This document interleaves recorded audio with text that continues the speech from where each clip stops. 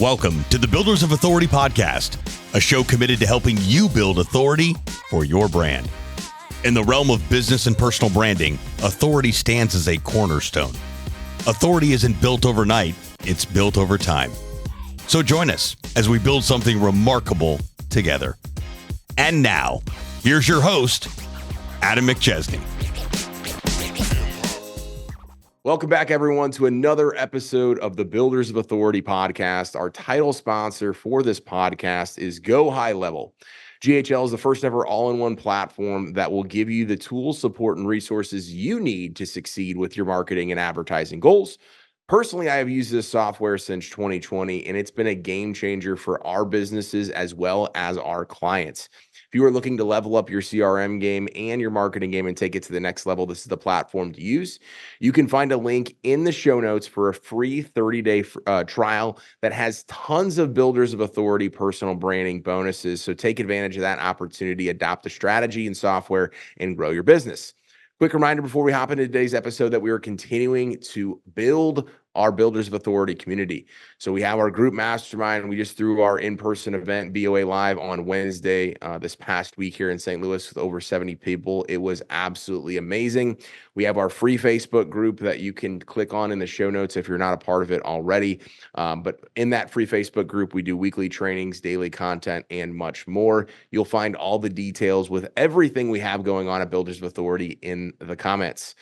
I love having some of those brightest entrepreneurial marketing and branding minds on my podcast. And the conversation when that happens always turns out really amazing. And today is going to be no different.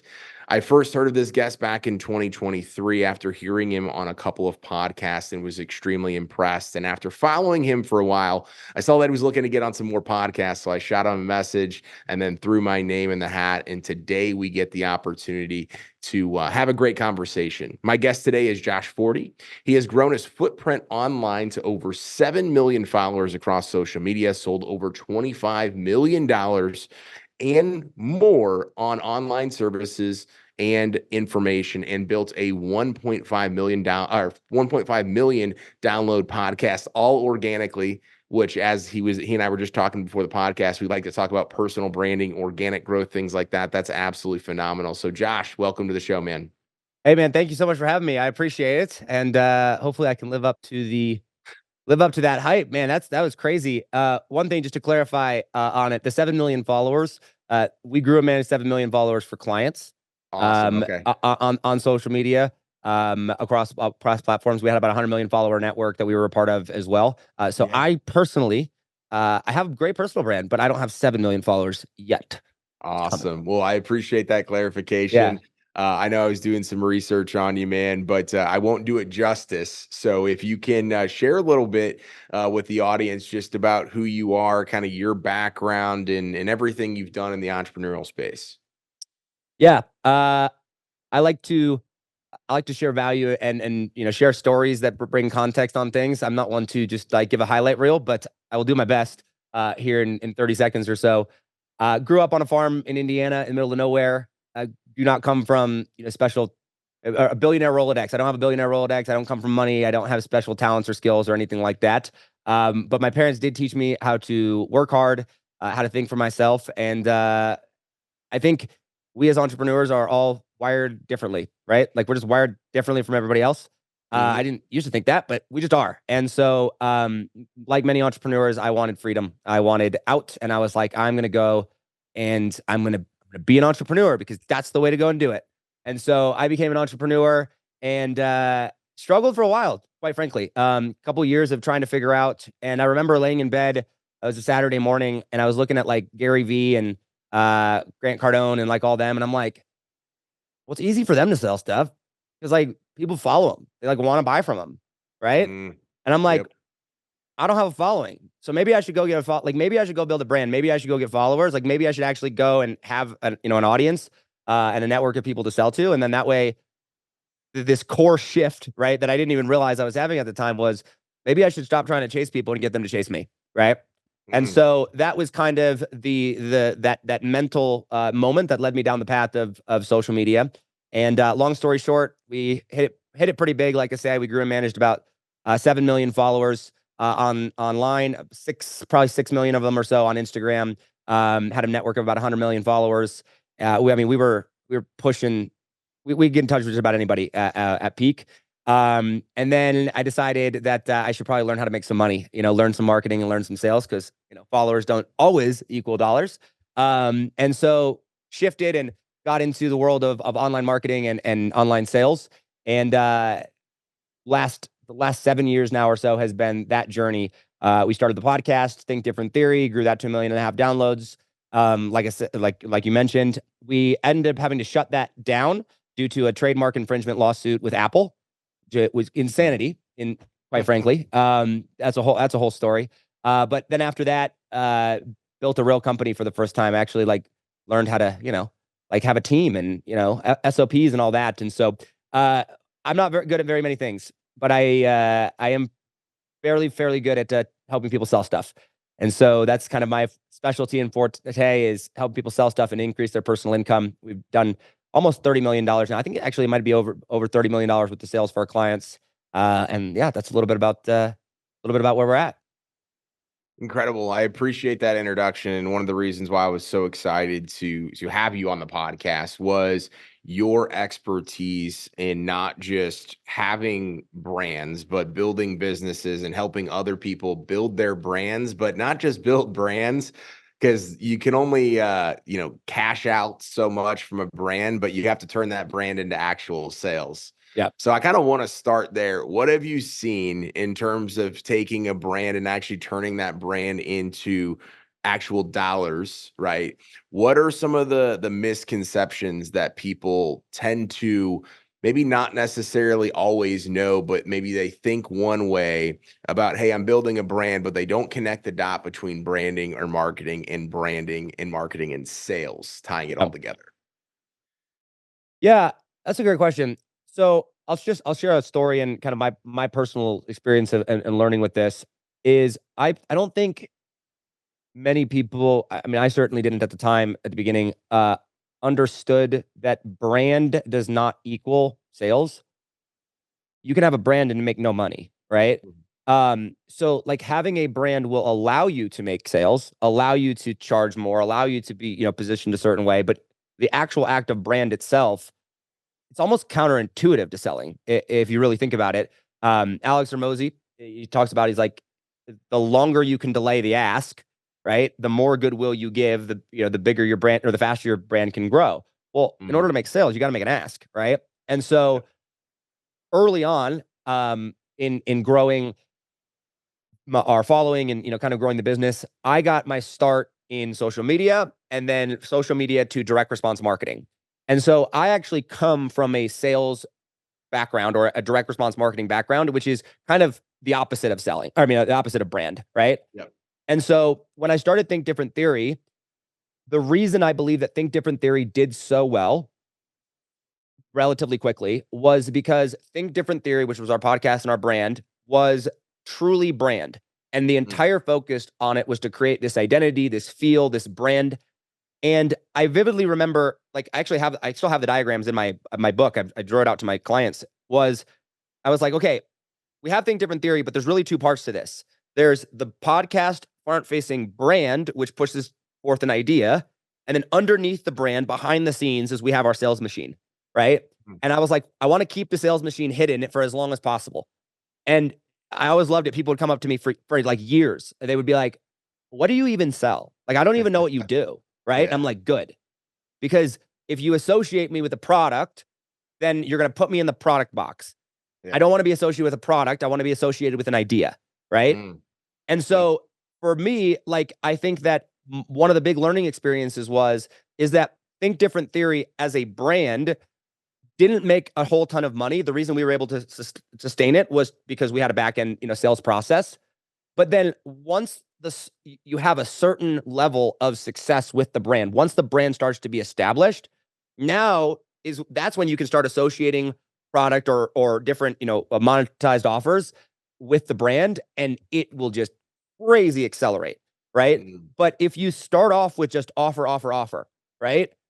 You'll make money, but you won't build brand. And I think, crazily enough, Alex Hormozy is probably one of the best examples of this. Like Alex Hormozy was the gym dude, right? He was just the dude that sold gym stuff. And then he wrote the book, $100 million offers, right? And then he became a brand by not selling anything, but because he had the status and credibility that he leveraged, right? And then like didn't sell anything forever, and he massively blew up his brand, right? And now he's associated with school. He's associated with, you know, some consulting days and things. And so I think that was probably one of the big takeaways for me was understanding that they are two separate things at the beginning, right? And that the longer you can delay associating brand with a product, the faster you're going to grow, and the more control you have over what people associate you with.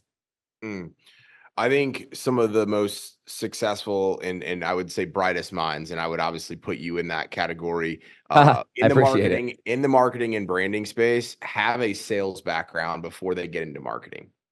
And so I ran a couple $1 million digital marketing agency that I've since stepped out of. And I was one of 20 plus franchises that did that. And we equated for at times 30% of all revenue for all 26 locations, and sometimes as much as 50%. But the one difference is I was one of the very few people that came from a sales background. So I was in corporate America selling medical device equipment for 5 years.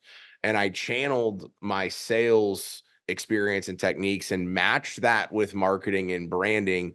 Whereas I think so many people go do the marketing and branding aspect of it, and they think marketing and branding as a whole is going to fix every single sales problem. Yeah. And it couldn't be further from the truth. And that story that you just shared, I think, has so many different layers to it that I can relate to that. And I've seen people on both sides of the coin be really, really successful when they come from sales and then they go into marketing, and then other people just focus on brand and marketing and they don't have the sales aspect. Yeah. And I think it's an interesting perspective on that too. I also think that for most entrepreneurs, at least if you're a beginner, right? Like I remember, you know, Sam Ovens. Yes. All right. So I was in his mastermind, and $36,000 mastermind. And one of the guys in there was telling Sam, I want to go do this. I want to build this brand. I want to do this, you know, all this stuff. And Sam goes, well, why don't you just go and do it then?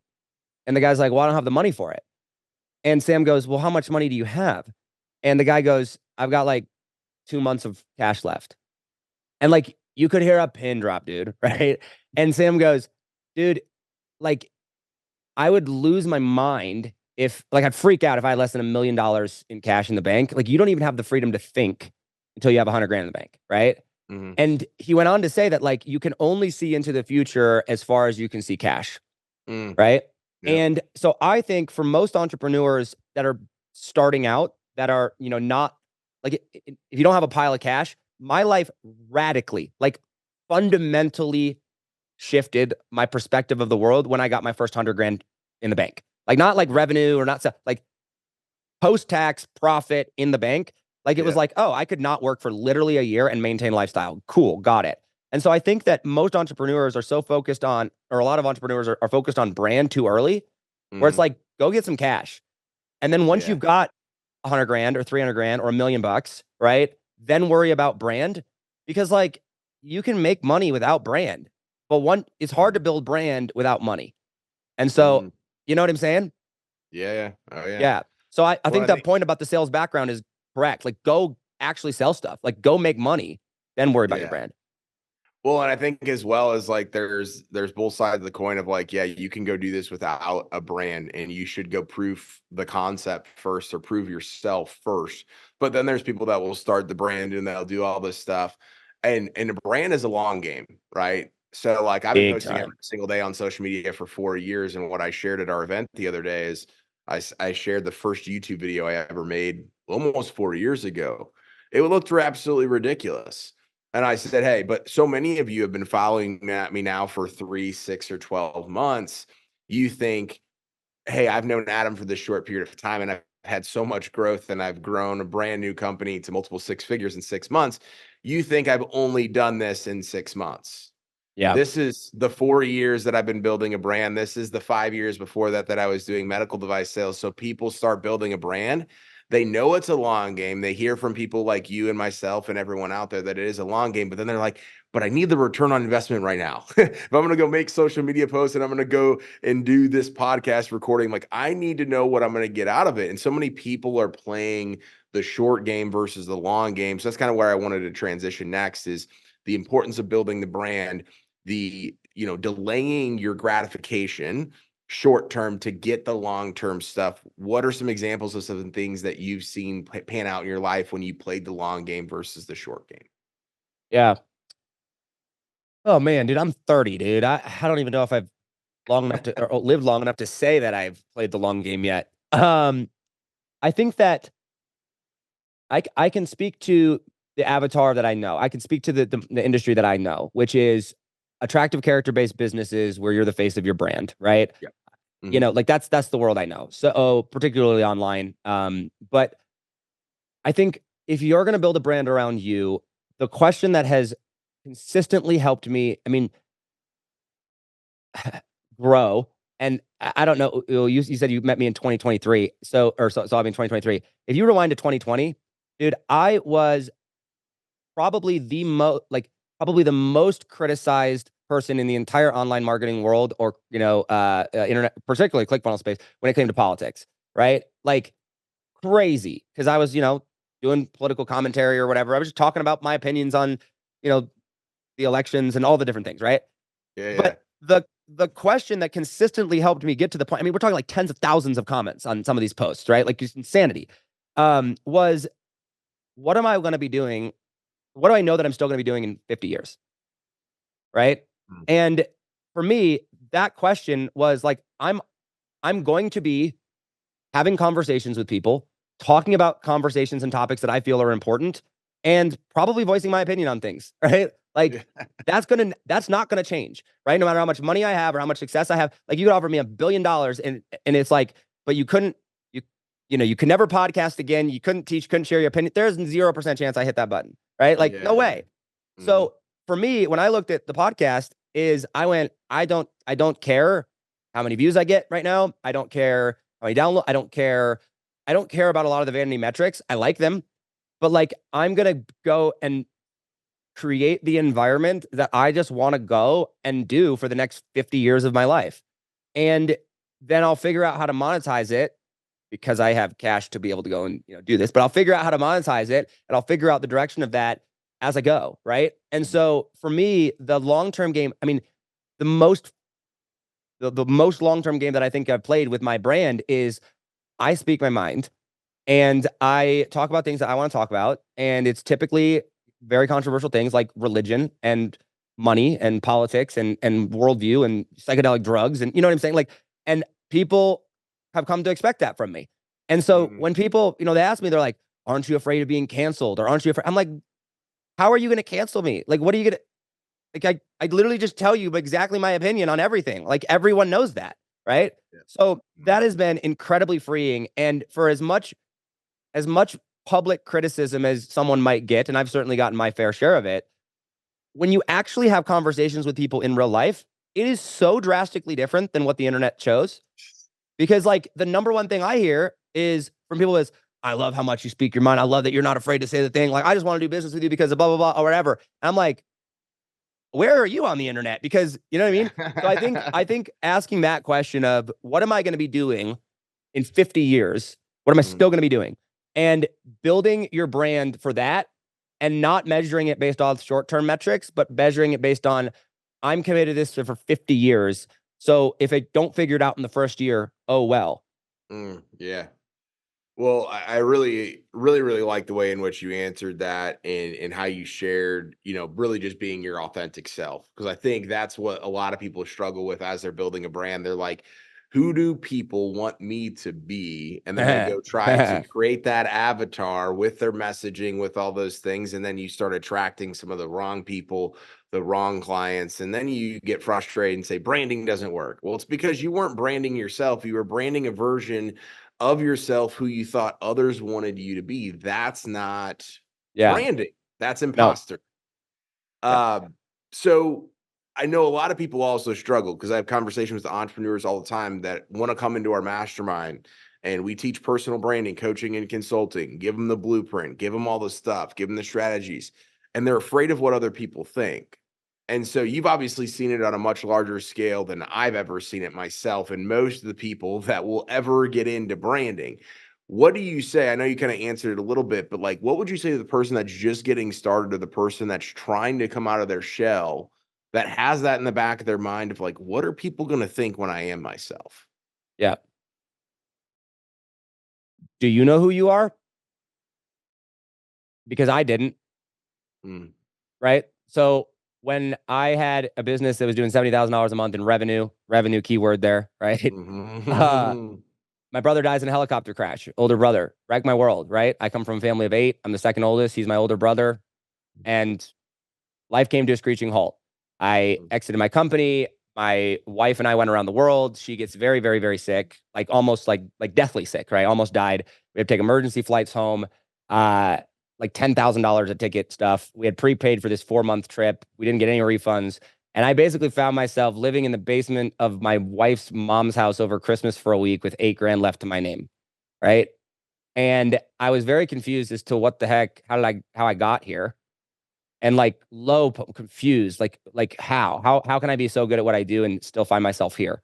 And I hired a coach, and her name was Katie Richardson, and she got on the phone with me and she told me, she's like, Josh, I see greatness inside of you, and I can help you get out of your own way.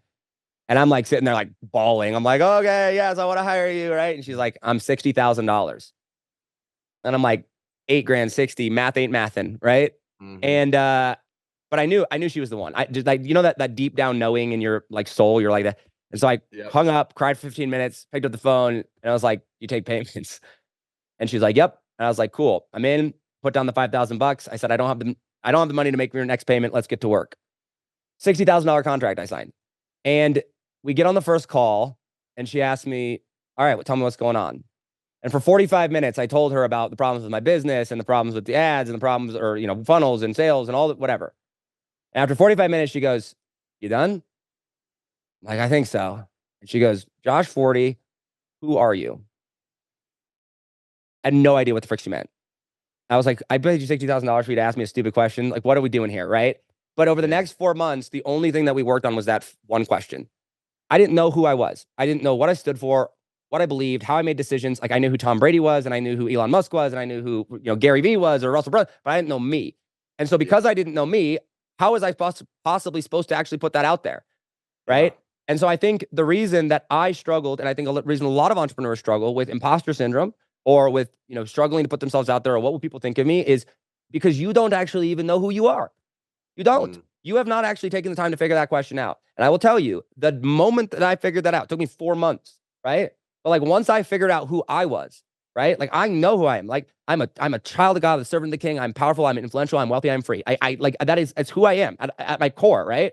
Like once I knew that, and once I could answer those questions, branding became so easy, because now I didn't have to go and like I wasn't going out there trying to defend or prove myself to anyone. I'm like, this is me, and I'm gonna go out and be me. And so coming from that place, what I found, actually, I'm gonna pause there. I have a tactical application to this here in a second. But like, are you with me? Yeah. Oh, absolutely. Yeah. And so from that point on, it was like, okay, when I'm gonna go share my opinion, or when I'm gonna go and I'm going to, put a message out there, build a brand, create content or whatever. Now it just came of, I'm not trying to figure me out. I'm trying to just explain and articulate what I believe and what I stand for. And I'm a Christian. I love Jesus. I mean, he is the King of Kings, right? And there's one of my favorite verses in the entire Bible, says like, hey, like you should be able to give an account, right? Meaning you need to be able to know what you believe and why you believe it, and be able to defend it. Mm. And I those three things, like 1, 2, 3.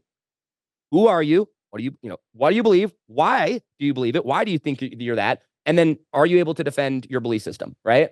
And so for me, in brand, I think about that. Everything in my life, from the car I drive to where I live, to the way I view money, to the fact that I rent versus own, to the how we travel, to how I treat people, to the church, all of it is representative of my belief system. And so when I'm putting out my belief system, when I'm sharing content, I'm sharing my belief system. I'm explaining to people how I think. I'm explaining to people how I make decisions and why these things worked and what I've learned and all the different things. And I've got my life to back it up. And if you don't like that, okay, I don't need your opinion. I don't need your feedback. This is me, and I'm going to go and, win anyway, because I know what I believe, why I believe it, and I'm able to go and defend it. Does that make sense? Absolutely. So that would be my answer is, who are you? Start there. Well, for those people that are listening, I mean, you just heard his story, right? And and again, everybody kind of like ties on to the success, right? It's really easy to look there and not look at the journey. You're literally talking to someone that said, "Hey, I had no idea who I was. I had $8,000 left in my bank account. I signed a $60,000 a year contract. Had no idea how I was going to make the second payment." And when most people are faced with that situation, 99%, if not 99.9% of people are likely saying, "Nah, I'm just going to go get a job. I'm Yeah, gonna go figure out something else. I'm I'd gonna rather go die. figure out everything other than actually putting my mouth, putting my where I want to go right on the line and willing to bet on myself." Yeah. Right. I just finished up a group program with Ben Newman. And Oh yeah. Ben Newman talks a lot about, the burn. And for years, I struggled. Like, I knew my why, I knew my purpose, but like some of those things are what do we call it, mission or purpose driven, or Yeah. all those different things, right? So it's some of those things are external as well. And like the burn was the first thing that hit me a couple months ago, where it was like, this is internal to Adam. And through my work with him, I realized like I just want to bet on myself. Yep. And that's what got me to leave corporate America. That's what got me to start my business. That's what got me to leave the partnership that I was in, to be able to go redo this thing on my own, because I was sick and tired of having to rely on other people to help me build the life that I wanted to live. But again, people are only looking at what I'm doing now, not the hardships that I had to go through in order to get there. And you had a very, very similar story to that. Yeah. And like, dude, I can only imagine. Wasn't it so freeing and like so like, didn't it make you feel so alive just to see what you were capable of? Absolutely. And I Right? and I think it's throughout the process, you learn so much about yourself, and you do I mean, I was prepped for it, right? But in the moment, it never feels like that. Feels like you made the worst decision ever. It feels like all the stress and anxiety, like it's never going to end. But when you do the work and you show up and you're prepared and you have the experience, all of those things circumvent to prepare you for the situation that you're going through. And you Yeah. will surprise yourself with what you do on the other end of that. And we usually never have as much confidence in ourselves as the reality of what we're capable of. Yeah. And are you a Jordan Peterson fan? Absolutely. Yeah. So I got to meet him. Actually, it was him, and Brunson. We got to do a meet and greet, which was really cool. But he talks about how the scientists, they like did a study, and when you're under immense stress and pressure, like when your back is against the wall, you got to make something happen. There's Yeah. like literal parts of your DNA that unlock, right? Mm. That they found, right? Like they're Yeah. literally, you have to be put underneath this just immense pressure and back against the wall, and this new version of you comes out. It's like the kind of like the refining fire. Mm. And so I think that, as an entrepreneur, I think that I'm definitely on the extreme end of this statement, but like, I think we all want to be free, Yeah. right? Like we want to be free. We don't want people telling us what to do. We want to make our own decisions. We want to do what we find purposeful and meaningful in life. And the death trap that I fell into early on, that thank God I was able to get out of with, help of Katie and, all this, was I believed that there was no, I didn't know that there was a way to make money unless I had followers or people liked me. I was like, Yeah. if I don't have people like me, if people don't follow me, like if people won't pay attention, how will I make money? Oh my gosh. And so this idea that I needed engagement on social media, I mean, and at one point, my entire mood for the day was determined on how much engagement I got, right? Like Yep. actually on like insanity. But it was like, Mhm. because to me, that was the metric of whether or not I was going to pay the bills or not, right? And so Yeah. when you have that mentality, that's terrible. Oh, But yeah. when you can break out of that and you realize, okay, wait a second, money, that's not money is just, money's just an exchange of value. You solve a problem, you get paid. Easy, right? Like, and then you go, okay, who am I building here? Like I'm building Josh, right? You're building Adam, or your listener, you're building you. It's like, okay, cool. So if I'm going to do that, then what does that look like? Who am I? What do I stand for? What do I believe? Who am I becoming? Like, what's the journey? And then how do I optimize everything for that? That is personal brand, all right? Like you take that journey and you share that online. And what you'll find, at least for me, is that the process of growth, you evolve. You literally become someone new. And so this process of changing how you present yourself on social media, the words that you use will change, your editing will change, whatever, is not you like, trying to be someone that you're not. It's literally, it's evolving with your growth, right? Yeah. And it's like, I used to say anything that came to my mind and wouldn't care what anybody thought of it. And while I still have those opinions and thoughts, I realized, you know what? If I want to make an impact, if I want to be a reflection of who Christ called me to be, if I want to actually say that I genuinely care about people, maybe there's times when it's unwise for me to say certain things. Does that mean I don't stand as firmly in my beliefs anymore? Absolutely not. It means that I grew and matured as a person, right? And so my brand grew with it. And so if you can start at that level and go, okay, wait a second, let's just start here and start sharing from here and answering the question of who am I, where am I going, then I think people just overthink brand, personal brand specifically, right? Like, I think they just overthink what goes into it. Like, it is, I promise you, it's not the edits of your video, right? I promise you, it's not like what color of jacket that you wear, right? Like, that's not your brand. And so I think if we would just start there, and not only would you have much more successful brands, but you would be a much more powerful and impactful person. And that, I think, is where you find the freedom that we crave as entrepreneurs. I couldn't agree more. I tell people, and when I'm speaking at events, things like that, I tell people a lot of times is you have a personal brand, whether you know it or not, whether you invested a bunch of money or not. It's what other people think about you when you're not in the room. And as you mentioned, it's not your logo, it's not your color. I mean, maybe it's a logo, but it's not a single video usually. It's literally, who is this person behind closed doors?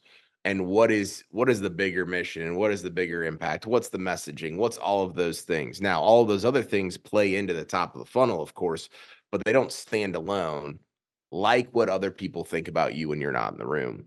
Yep. And you mentioned multiple times about the vanity metrics, or, hey, I feel like I got to make this post and it get this amount of engagement in order for me to make money. What I've seen, and I'm sure you would feel the same way, and a lot of the people that I work with, is the posts that I make or the video content that I make that gets the most engagement never usually drives revenue or sales. It's usually the stuff that has way less engagement, but it's way more strategic with way bigger impact. And as you mentioned before, you were like, hey, people are messaging you saying, hey, I really appreciate how you speak your mind and all those things. Those people aren't always the ones that are going and engaging, liking, and comment. Some of my clients, I'm like, I've never even seen you. I know we're friends or we're connected on social media, but you never chime in. Yeah. A lot of them are behind the scenes doing that supporting. And at the end of the day, they're supporting with their page, with their checkbook, right? So everybody wins at that point. Yeah. Can I get real tactical for just a second on that? Absolutely. So it's interesting with the content piece, because you're absolutely right, right? Although I do think that there is a time to optimize for views and exposure and all that. I have found that there's 3 types of content, right? And you could categorize it by length or whatever, but type number 1 is, I want exposure, I want awareness, right? Yep. And like the entire purpose of that piece of content is one thing: eyeballs, right? Yep. So this is your short form content, this is your reels, your TikToks, right? Your shorts. And like, you want to go viral or you want to get lots of views, and you should optimize for that. It's 60 seconds. Second, though, is now you have educational content. And educational content, this is going to be a little bit longer. It's going to get a little bit less views, but these are topic specific, right? So like, maybe there's a tactic that you teach, or, a specific topic that you have a framework or a belief around. And these might be, 12 minutes long or 20 minutes long or whatever, right? Where now someone sees you going viral, or someone sees this exposure, and they're like, ooh, interesting. You talk real estate, or you talk Bitcoin, or you talk sales, or you talk branding, and then you have this 20-minute little thing, right?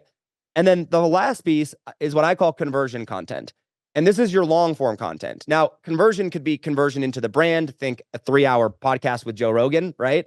Yeah. But it could also be a 5-day challenge or a 4-hour workshop. I'm doing a workshop this weekend, right? Where it's 4 hours long, where now I'm teaching a method. I'm teaching a worldview. I'm teaching a lens. I'm teaching a way of thinking, a way of being. And now this is like, that's what's going to turn to dollars or create a diehard raving fan. And so I think that people, they want to like feel like, what's the one piece of, like, what's the type of content? And I'm like, no. Which category are you going in? Right? Yeah. There's stuff for exposure, there's stuff for education, there's stuff for conversion. And you need a balance of all of them. And whatever whatever button you need to push, you want more eyeballs? Go get eyeball content then, right? Go create that. That's where I'm like, the last 2 years has been almost all conversion content for me, right? Like I've been pretty invisible for the last, year and a half to 2 years on the business side of things, right? Yep. I haven't voiced my opinion as much, but like paid workshops behind closed doors, at events where I'm teaching for 1, 2, 3, 4 hours long, make great money. Now it's like, cool. Now we've got that down. Cool. Now let's go get a bunch of eyeballs because I know my stuff. So now I'm going to go out and get exposure to it. And then once we have exposure, we're going to drive to education. And so it's just like, where are you at in the cycle after you figured out who you are? Like that's your tactics right there. Yeah. Well, I like how you tied it all together. Is you first have to figure out who you are. None of the other stuff's going to matter if you don't figure out who you are. But Literally nothing. Once you're there, right? Every piece of content needs to be broken down into one of those categories. Yep. Because if you, whether you plan for it or not, it's going to be in one of those categories. But if you go into it without the plan, if you go to it without the willingness to understand where you're at in the process, it's ultimately not going to matter. Yeah. And the topic can be so wide. Like I can't tell. For 2 years, people asked me, they were like, Josh, what the heck do you do? Like, yeah, I have a podcast, 1 million downloads on it. People are like, what do you even do? Right? I'm like, because I'm talking about the craziest things, right? Like, I mean, we're talking religion and politics and money and philosophy. And it made no sense. So, like, I can talk about a wide variety of things. I just have to know where like what I'm using it for, right? Yep. I can't be talking about my opinions on, politics if I'm trying to teach a sales training that's going to convert someone. I'm going to make an offer at the end of it, right? Yep. I can talk about it elsewhere in my brand. That's fine. But like, I just can't do it there. And so, like brand is not hard. It's really hard to figure out who you are. But once you figure out who you are, brand is relatively simple. It's like focus, commitment, and like commit for 50 years. And I guarantee you'll end up with a brand. Yeah. No, man, this has been an incredible episode. I learned a lot. I love having these types of conversations. I really appreciate you taking the time to come on, man. Any last pieces of advice or anything that we didn't touch on that you're like, hey, I want to be able to pour this into the audience today? If anyone wants to learn more about like how our approach to brand, we use the golden mic method, hence the golden microphone, which is a sales approach to branding. Where it's a sales company that teaches podcasts and stuff, and it's very, I call it status. It's status selling with golden microphone. I would say, check out joshforti.com or the YouTube channel or whatever, and we kind of break down some more educational content on there. So from a tactical perspective, I would just say that. On a much more real level, I would say that 18 months ago, I recommitted my life to Christ, and answering the question of who am I thought I had it answered, and then I found Christ. And then that's when my life actually changed. And that's when I actually knew who I was. And so I would invite anyone out there that is wrestling with the question of identity, or wrestling with the question of, who are they, or wrestling with, where do I start, or trying to figure out life or whatever, to figure out what they believe and who they believe in. Because I believe in Jesus. I believe he's the king, and he changed my life. And I don't think there will be anything like before 18 months ago. If you would have you could have taken my money or the house, the car, or the business, and I would have crushed me. I would have been like, oh my gosh, part of my identity is gone. Right. And now I'm like, do whatever you want to me. Like, you can take my money, car, fame, what I don't care. I got Christ. I'm good. Like I'm good. And that level of peace and that level of certainty, that's the foundation of a solid brand. And so I would just invite people to start there with whatever you believe, but to start there with it, because that is the most important conversation and thing that you can figure out. Love it, man. Well, we'll definitely put all that stuff in the show notes. That way everybody can stay connected with you. I know I'm following your stuff and it's absolutely incredible. So if you're not following Josh already, be sure to do so. Thanks again for coming on, man. This is awesome. Yeah. Appreciate your time. Thank you for having me. Of course. And thank you again to our amazing title sponsor, Go High Level. Without them, we aren't able to produce the quality of content. We're having amazing guests on like we did today with Josh. Check out our free and extended 30-day free trial with all of the extended bonuses that you'll get from personal branding and Builders of Authority in the show notes. Make sure to leave us a 5-star review. We are making a big push for reviews this year, and it definitely helps move the needle. And remember, authority isn't built overnight. It's built over time. Thanks so much for tuning into this episode. We sure do appreciate it. If you haven't done so already, make sure you're subscribed to the show wherever you consume podcasts. This way you'll get notifications as new episodes become available. If you feel so inclined, please leave us a review. We sure do appreciate it. Until next time, friends.